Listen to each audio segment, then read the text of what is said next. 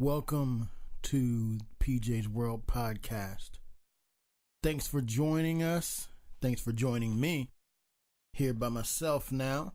As you know, we have the P Squared Podcast where P1 and P2 are together. But right now it's on a little hiatus. And because the regular schedule has changed a little bit, it was 3 times a week, but that was a little much. And we didn't want to stretch out the content for you and give you some good content. So we're changing the schedule on that. So look for that schedule to be changing, which is already changed because I know you've already noticed that. If you are a listener of the P Squared Podcast, which I know you are. So the reason this has come about, an opportunity showed up and we jumped on it. We jumped on it like a humpback armadillo. You know what I mean? We just took advantage of it and we said, hey, we're gonna do this. Or us is gonna do that. And so we did. Number 2, my sophomore album is coming out May 31st. You should be able to pre-order it on May 17th and get a bonus track or a early release track. Of course, it's not up to me. It's up to iTunes and Apple Music and all that, and how they decide, and these other companies, and how they decide to do the releasing. But if all goes well, even before the album is released, if you pre-order it, get an instant download track. Call it instant gratuity. You can get that. So get it. Now, this podcast is kind of going to be like the P Squared Podcast. It's not going to have a format. I'm going to talk and give you what I think about different situations and things that I care about. And if you don't care about it, turn off. You know what I'm saying? Just turn the thing off right now. But you may care about it. Who knows? I mean, I'm not one to be able to tell, what other people want. I mean, I've tried in my life to tell what other people want, and I've failed. Super duperly failed. And it's going to be from my perspective, in my way. And, just enjoy. I don't think it's going to be that long, but I think that you enjoy it. So, without further ado, this is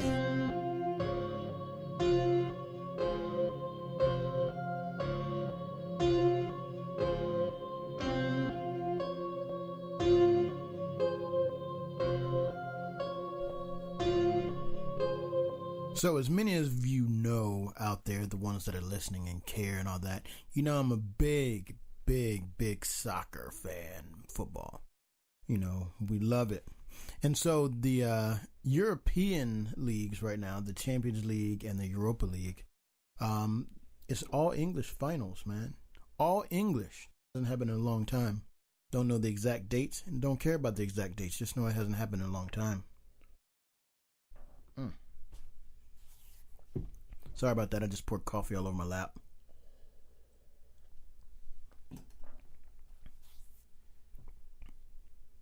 And I want to say it was a mistake. Was. Because if this happens continuously, there's going to be a problem. You know what I mean? Man parts. Super hot man parts. They may even melt. That's what I was told. That they melt if you spill coffee over them. And I don't want my man parts to melt. You know what I mean? I want them to survive. I want them to thrive.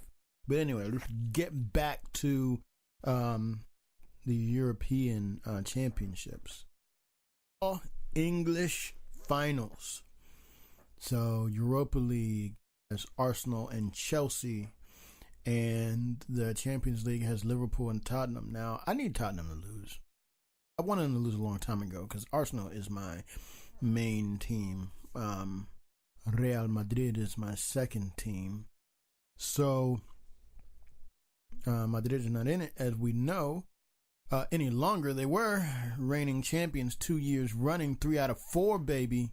But Arsenal needs to step up their game, trying to get us to the glory. But if we win this Europa League, then we will definitely be in the Champions League. But we have to win. We have a chance. We can beat Chelsea. I mean, Chelsea has just secured their top 4 finish, so they're automatically in the Champions League for next season. So I mean, hardware is something to be happy about, but they don't have that need like we need it, because Tottenham, our arch rivals, are 4th spot.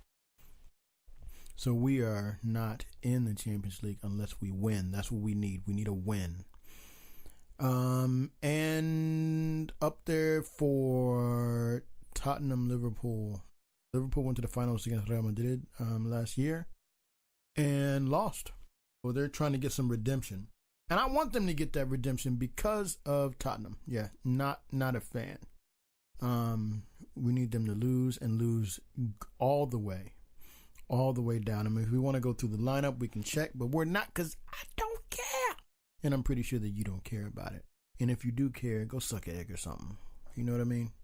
I'm not trying to be mean, but I'm definitely trying to be mean. So I want you to stand where I'm coming from as a person. Now, I may be doing a lot of rambling here, because this, it's just me.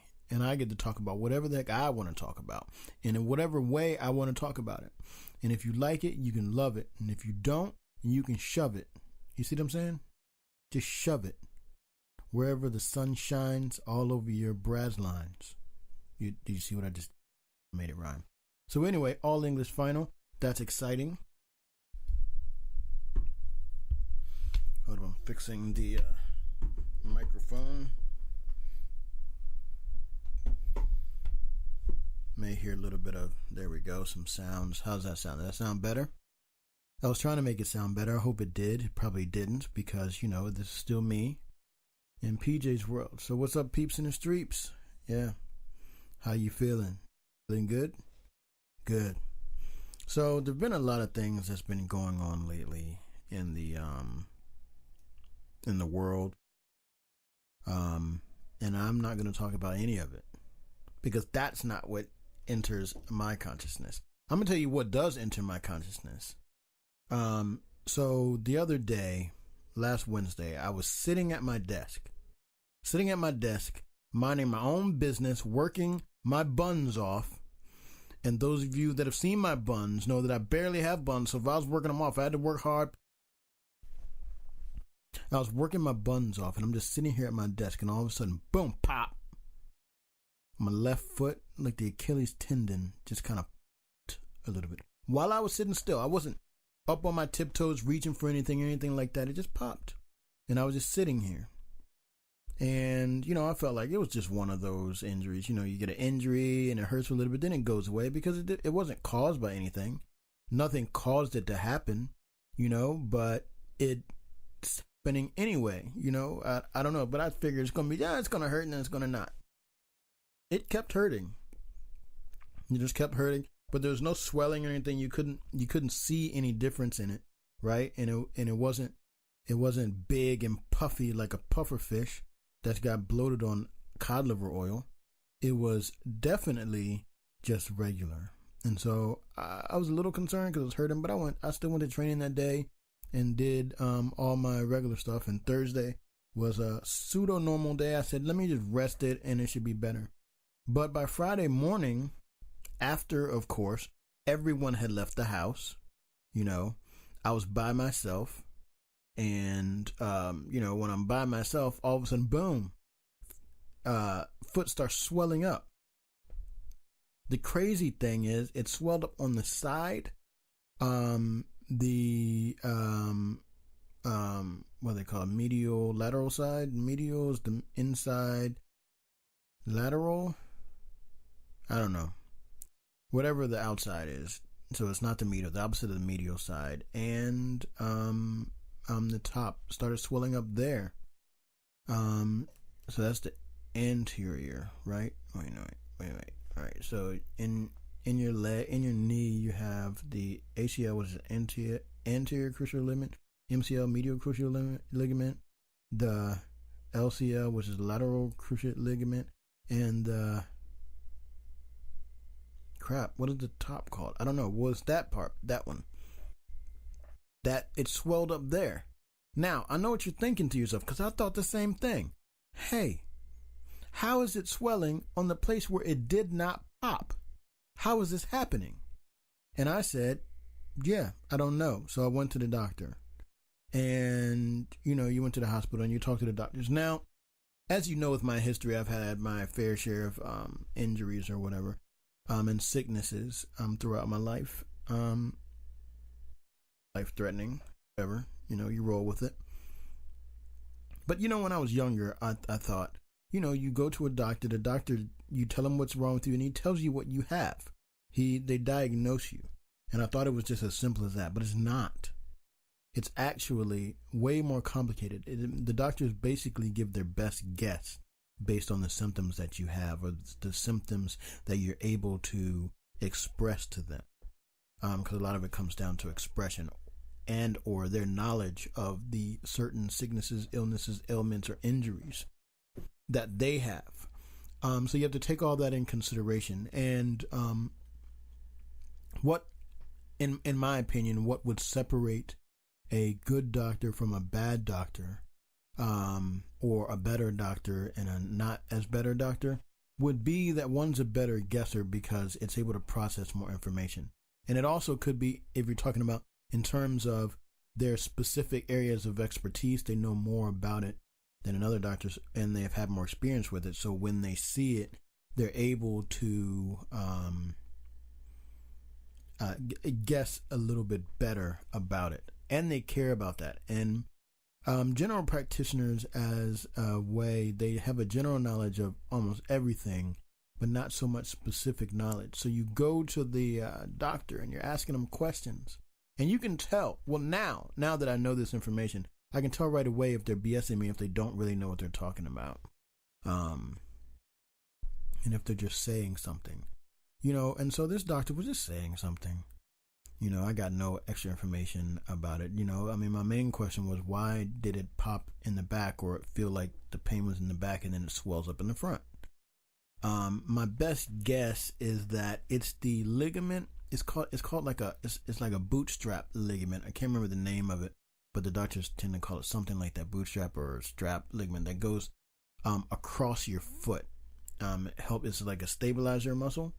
Not a stabilizer muscle because it's a ligament or a tendon. Not a ligament, it's a tendon. Ligaments connect.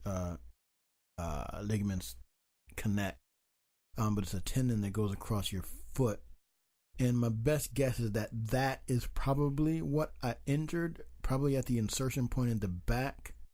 And that's the reason why it's swelling up at the front. Because I have had, not this specific injury, but I've torn that tendon before. And because of my my knee and my back injury, mostly my back injury, it the imbalances get caused and things happen.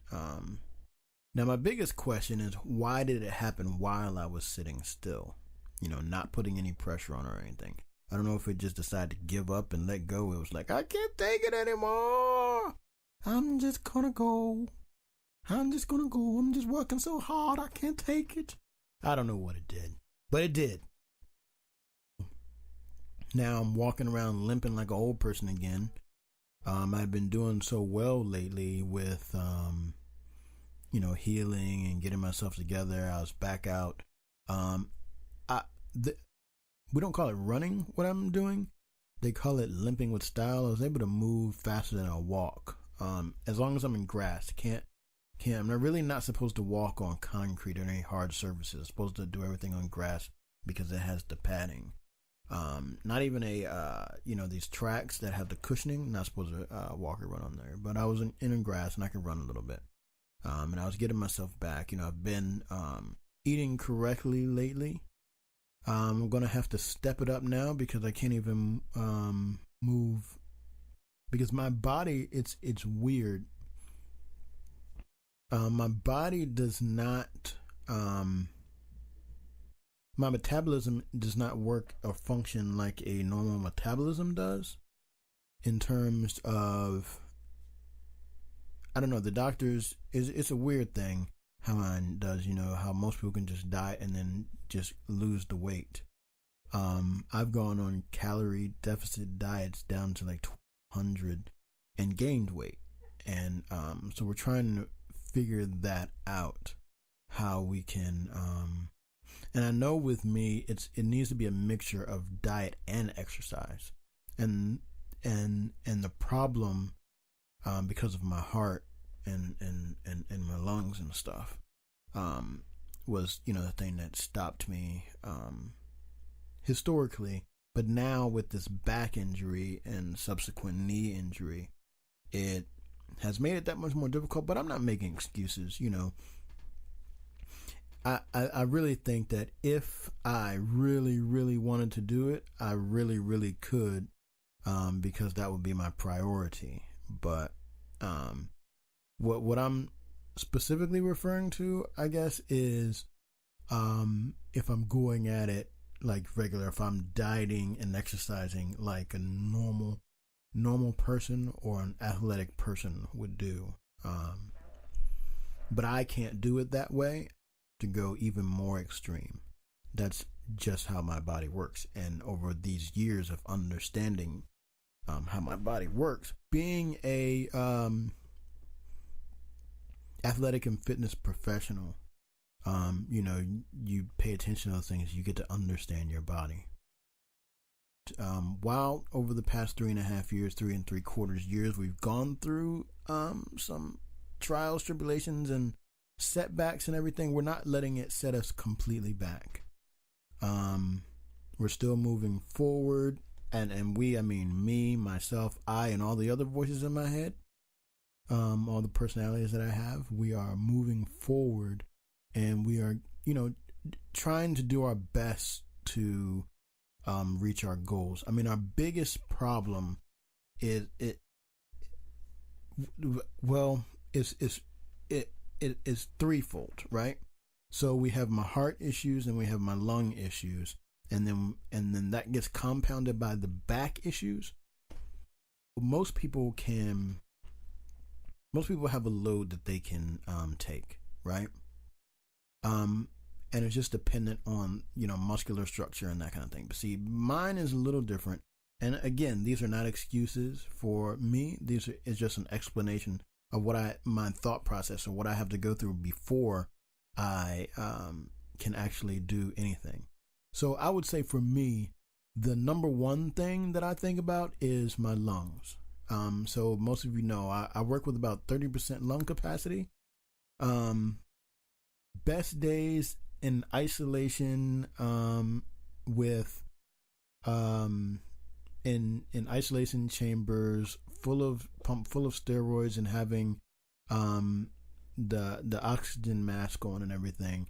Me along with the doctors have been able to get my lung capacity up to, the highest was 58%. So it's pretty low, but again, you get used to it. It becomes your normal. So that's not an excuse for me. That's my normal that I've been working with. But that's the thing to worry about first is my lungs, because that can actually kill me. I mean, along with my heart, but my lung, if your lungs are strained, it's going to make it harder to breathe, which means you're not getting enough oxygen in the blood. It makes your heart have to pump harder and all that kind of stuff. So I would look at my lungs first, because if I do the wrong thing on the wrong day at the wrong time, I could die. I've been there several times. So, I keep that in consideration. So have to check the day. So you look at like barometric pressure, you look at temperature, you look at the thickness of the air, look at the air quality, that kind of thing, to decide whether or not you're going to place any load on your lungs that day or at that time, or do you need to do some supplementation like steroids or whether you inhale them or ingest them or whatever. So I would say that was number one, that I look at all those factors. And when I say I look at them, if it was in a perfect world, I'll pull it all up and look at it. But at this time, at this stage, I can kind of feel it, I know when the pressure is not good, when the air is too thick, if it's too hot, it's too cold, if I'm already feeling something in my lungs, because I also have to be careful because a cold, if I catch a cold could actually, and not in the way, I get a cold and I'll just die. No, it's not that way. But the rest of me is not working well. So you get that kind of stuff and you have extra constriction. So I try to, limit those factors. So I would say my lungs are first that I would think about. And then I think that I would say that my back is second, what I would think about. Because I think with the way that our medical system is working, I mean, I've been in physical therapy several times. The problem is insurance doesn't want to cover whole physical therapy.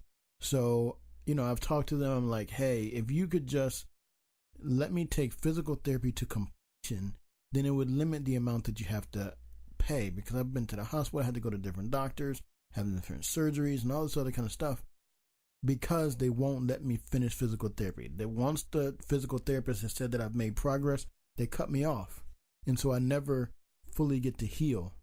And I can work out with people, they have different sides and different types of the physical therapy. But the problem is what they can do for me there, I can do for myself.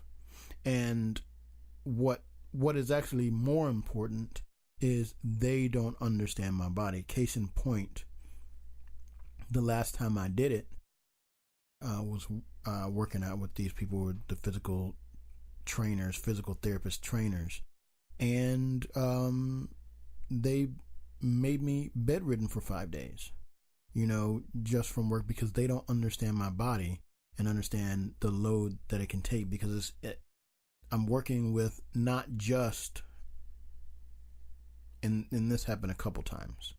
So, I'm not working with just the whatever injury that it says on my intake form, but I have the other injuries or the other things that are wrong with me. So you have to take it's like what they call a holistic approach when you're doing this. And the problem with and this is nothing against the physical therapists or trainers or whatever that I've, but the way that or the way that they have to do it. Like my last physical therapist explained it. He said, we're only legally allowed to do the things that are on this form. And if we go out and something happens, we're liable. So they have to kind of stick to that, which, although the last one I had, he was really good I was actually making really, really good progress, because he decided to take a holistic approach with me until my insurance decided that they no longer pay for it because I made enough progress. So, that is the problem, that I face and I go through all the time. So now that I have this added injury, in which I really think that this injury was really caused by what's going on with me with the other things, and it was just overcompensating when it shouldn't have been.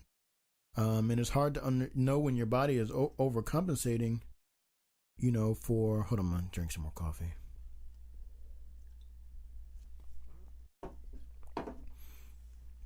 You try to do preventative things to help that go that way, to help prevent injury. But when you have a pre-existing injury, you have to be extra, extra careful. And I thought that I was doing that. I've been extra, extra careful, and I've really been without a major setback in some months now, and I thought that I was making progress. I just have to make slow progress, not try to go too fast. I had incorporated weights, 5 pound and 10 weights. The last time I incorporated 10 pound weights, You laugh, but for me, that's, for right now, that's where I was. But 10 pounds was actually, or the amount of reps that I was doing, because I have a big thing on muscular endurance. So I may have gone too long under load, time under tension and time under load. So I decided to go down to 5-pound weights because for me, I have that problem, and it's hard for me to know when to dial it back or when to go. So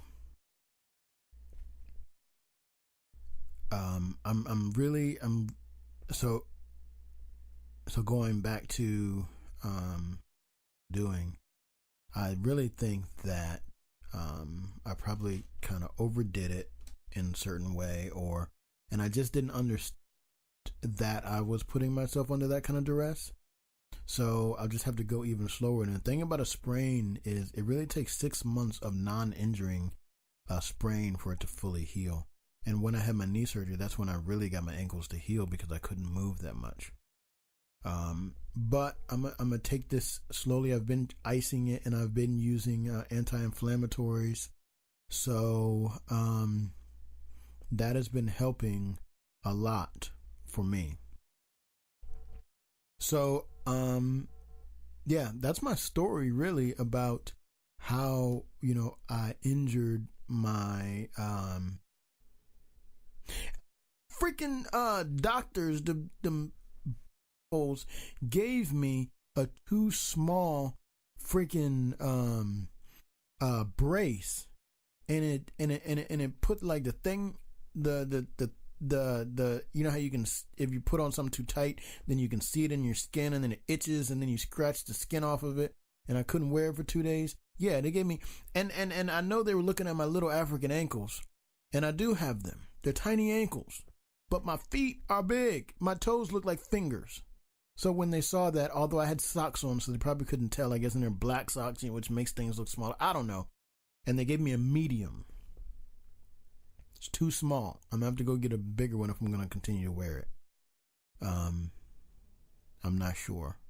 And speaking of that, even though this was Friday, on Saturday, because we're in a Miata club, and we had a meetup, and we went driving down in Virginia somewhere. Man, that was so much fun. But I had the brace on that day because, clutch time. And we went like all, we were balling, man. We were out on them back roads, and we were going, I think we had a couple sharp turns, what they called. Why can't I think of the word now? We had a couple of tight corners, like L-shaped corners. Can't think of the word. I know this word. But besides that, man, we were like 50 and 60 through these corners, because the handling is great, and the way it grabs the ground is great. So you're able to do it. And it was like 11 of us, and just keeping up, and we're with someone that understands the roads where you are, and also the GPS helps as well. So yeah, that was fun. And it didn't hurt my foot anymore because I had the brace on, so using the clutch wasn't bad. It keeps it from moving laterally, and so I was just able to get that vertical movement out of what you need for the clutch. And because of that, I didn't heel toe much, because I was aware of my ankle while I was doing it, so I wasn't able to heel toe as much, and as well as watching the people in front and behind me, because I've been practicing my heel toe method, but I wasn't able to do it because I was watching the people in front and behind me, not knowing the roads. But I did do a lot of downshifting and upshifting in and out the corners. So I used my RPM knowledge, I guess you can say, to basically rev match without rev matching. I did a little bit of rev matching, but I basically just smart shifted, and I didn't lose too much, and I use engine braking and that kind of thing to help me move out the gears, because I wasn't going to be able to use my heel toe. And the fact that it wasn't a race also helped. If we were racing, I would have lost. Because if you're going to race and you're going to do corners, then you're going to need to use the heel toe method. But we weren't racing. We were just driving together. So no one was trying to leave the other people, because if they wanted to leave me, they could have left me a couple times.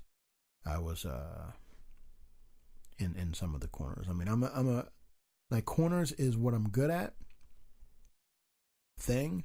But again, with my ankle, I was very cognizant of it, and I was very aware of it, how it was moving, and it went well. I mean, I enjoyed it. Renee enjoyed it. We had a ball, met some people. It was good. It was great. We enjoyed what we were doing, so that was fun for me. And to move on from there, I think it's worth noting that I have no idea. I have no idea how to fix like a curtain thing rod when it comes down or something.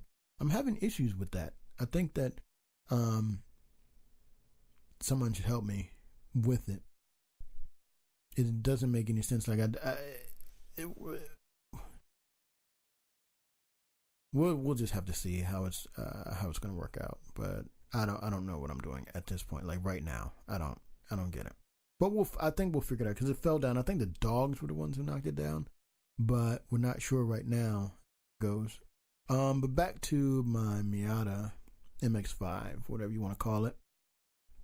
I have been making a couple modifications. Nothing yet to the engine and everything, because the way they have it tuned and the way the engine is working really good together. So I don't think I would do anything to it unless I would put on like a supercharger or something like that. I've also been thinking about bigger wheels, but again, the way they have it tuned and everything is it's working at the optimal performance right now. So I don't think that I would the only thing I don't like wheel gap right now. I would rather it be lowered a little bit. In order to lower it, you do have to change the springs. You can't they're not adjustable springs. So you do have to get new springs. But again, you get new springs, it affects, unless you can get like performance springs that are made specifically, like from Flying Miata or something like that. So, sure what I'm going to do there. But I have made a few cosmetic changes. That's it. A few cosmetic changes. Like I'm going to be changing the shifter today. I put a little stuff on there. I might change the shifter. It just depends on how it feels and that kind of thing. So that's updated. I wonder if you guys, can you hear the dogs out there barking? I'm not sure what they're barking at. Sister might be back home now, but I'm not sure what they're barking at. I don't know if you can hear them or not, but I can definitely hear them. So, that should get you caught up with me for now. Okay, I'm sure you can hear that. So that probably means that sister is here. She's back. She had to go to the school to Jordan left his flash. He needed a flash drive. He left his SD card. So she had to take that up to him. She didn't have to, but she decided to. And my whole thing about that is this. If nobody was here, if all of us had to go into work and we're gone, and he left it, then it was just left. You know, like in the old days. But now he's like, oh, can you bring it up here? I'm not really with that, because I feel like, you know, if it's only happened like once, okay, maybe. But Jordan is a pattern. Something's like, no. Doing it. But sister likes to do it for him. So, you know, she does it. And I'm not hating. If she wants to do it, she can do it. I'm not, you know, whatever however you feel, or what you want to do to help them, you can do it. So, I'm not really, you know, yeah, I think that is sister. I mean, I heard her door shut. So, she might be back. But so that's how I feel about that. I mean, I know different people feel like different things. Some people are really on to getting everything for their kids. But, you know, I feel like they need to have personal responsibility and learn something for themselves. And you can't do that without consequences. If there's no consequences, you don't learn. You think that you can just keep doing things, and it's not even overt. It's not even out. Oh, I can just do it. It's inside your brain. Oh, this is not that important because if I screw up, then I'm going to get bailed out. So I don't always feel like that you should bail them out. I don't get bailed out of everything, so I don't feel that they should. You know what I mean? So, when I look at it like that, that's how I look at it. So I mean, I could be wrong, could be right. Who knows? But that's what I'm doing. That's how I do it. But I do not begrudge anyone else. I'm not like, hey sister, you can't do it because I'm not gonna do it. No. If she wants to do it, she can do it. And I'm okay with it. Or Little P or whoever else is gonna do it. They can go ahead and do it, and it's okay. I'm fine with it. I'm not going to stop anybody else. I'm just not going to do it. So, I'm trying to segue here. I mean, is it a good segue? I don't know. But, if we're moving into the NBA playoffs, so now you got Portland versus Golden State and Milwaukee against, Toronto. So, for in terms of Milwaukee versus Toronto, everybody's talking about that Kawhi Leonard shot that he had. And they're talking about, oh, it's the greatest shot ever. Or the greatest. Look, if it's not for a championship, then it's not the greatest shot ever. That's just it. I mean, it made it was game 7 and that's everything and he moved on. But if it's not for the championship, it's not the greatest shot ever. That's just the reality of it. Even though, there's things on the line, but if it's not for the championship, that's when all the marbles are on the line. Do that in the championship, boom. You got a Kyrie Irving shot. You have a Jordan shot. You got the Magic shot. What else that I'm not thinking about? They're not coming to me, but those championship shots, John Paxson, Steve Kerr, championship shots. Those, then you can talk to me about greatest shot. You see what I'm saying? Not just in a friggin' not even to get you to the. It's not even a conference championship. It was. Anyway, some people don't see it that way, but that's how I see it. Now it was a great shot, but you're talking about GOAT, greatest of all time. Not even in that conversation. You see what I'm saying? If you want to put it in that conversation, then shoot, it's got to be a championship game. I'm sorry. If you want to be greatest shot of all time. Because if that's the case, I can go out in my backyard and go 3, 2, 1, and make a shot. And then, yeah, it's the greatest of all time. No. Championship caliber, championship shot.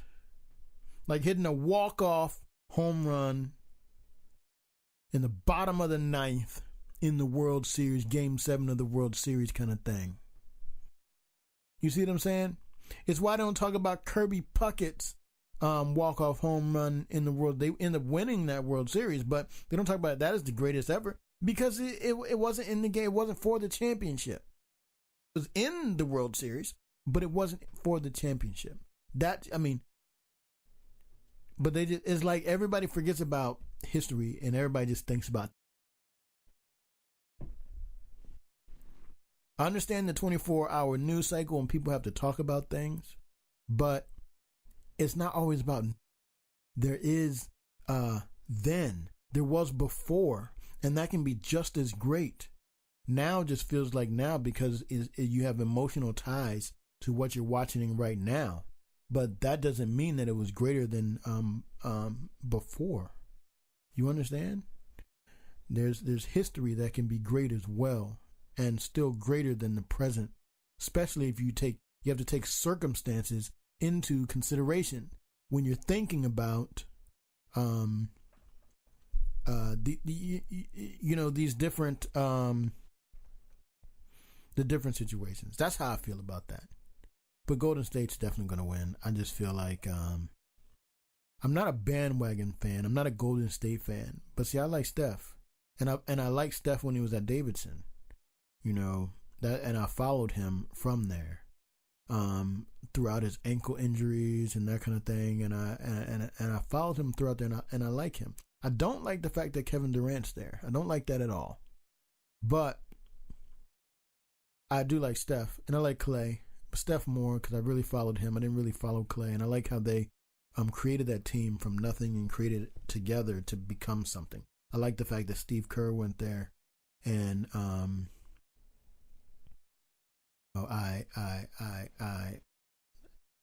so I really respect the Warriors and what they're doing there. Now, I will have to say this though. There is a false narrative out there right now that's going around talking about Steph Curry is changing the game of basketball. That is false. That is a negative. That is not happening. That is a negatively not even a thing. It's not. Here's the reason it's not. Yeah, because he's got the handles and he can shoot the ball from wherever. But the problem is the only person that can do it is him. He's the only person that can do it consistently. There's no one else. It'd be one thing if you had people coming up that could shoot like him, but they cannot. No, he is not changing the game and how it's played. Now he's changing how you have to guard him, and he's changing the spacing of how you have to guard him, and you have to change those kind of things. But I also feel like Steph Curry would not be as effective if he played back in the 90s and the early 2000s, back when they were allowed to bang on a player. He wouldn't be able to handle it in the different era. He would get banged up too much, and he wouldn't be able to get that shot off. By the time he got to like game 4, he would be like barely limping around like he did the year that the Cavs won the playoffs. And everybody was talking about Draymond Green getting knocked out. And what I will say to that is, yes, that's part of it.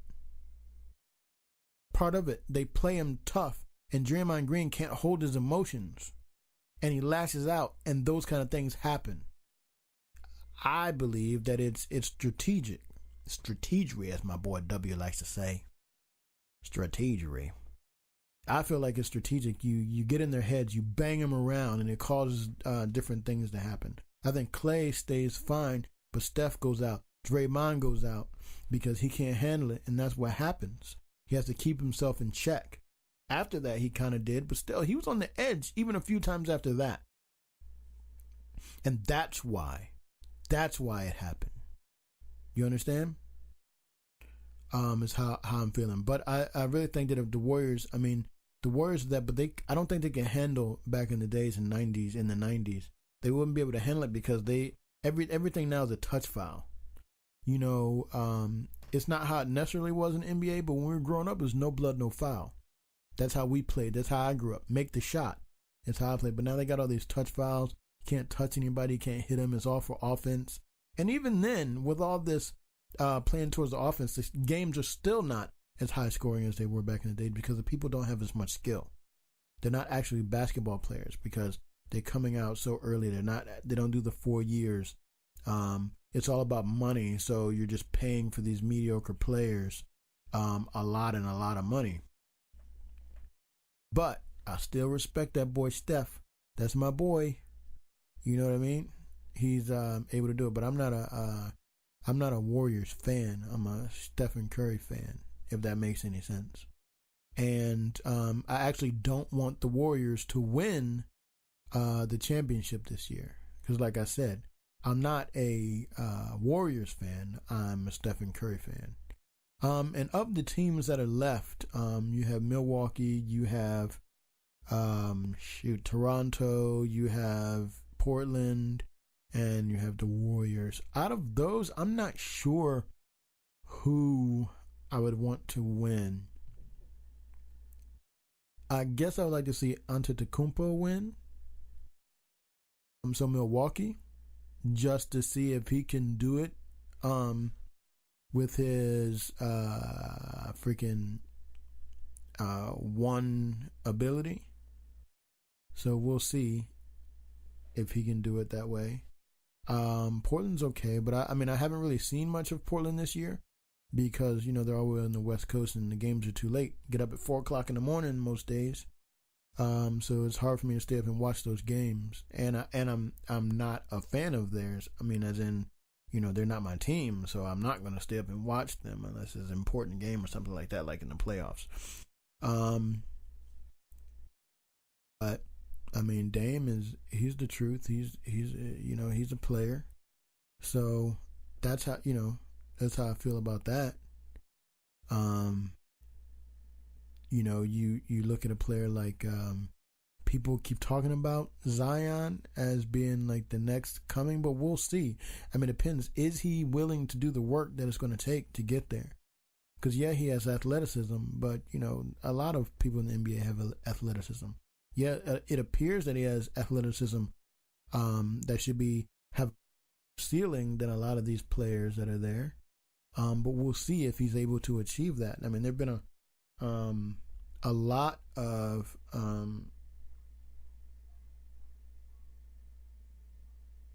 there have been a lot of players that have been brought up, not to the extent of him, but just players that have been brought up to be that good, and they're not.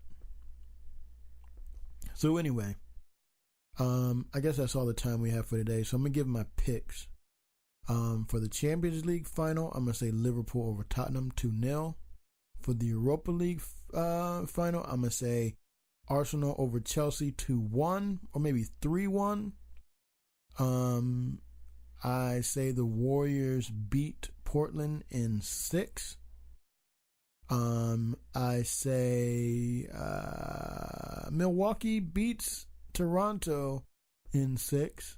And then, of course, the Warriors win maybe in 4 or 5. That's just my pick. That's what I think. You know, who knows? I don't know the future because anything can happen. You never know, you know, what can happen. But that's what I'm going to say. That's my story, and I'm sticking to it, Shine. But peeps in the streets, thanks for listening. I'll be coming at you whenever I feel like it, whenever I think it's when I have something to say. You know what I mean?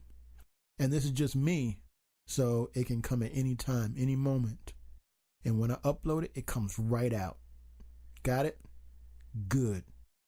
See y'all next time. Or I can't see you, so hear you next time. Or no, I can't hear you, so talk to you next time. PJ out.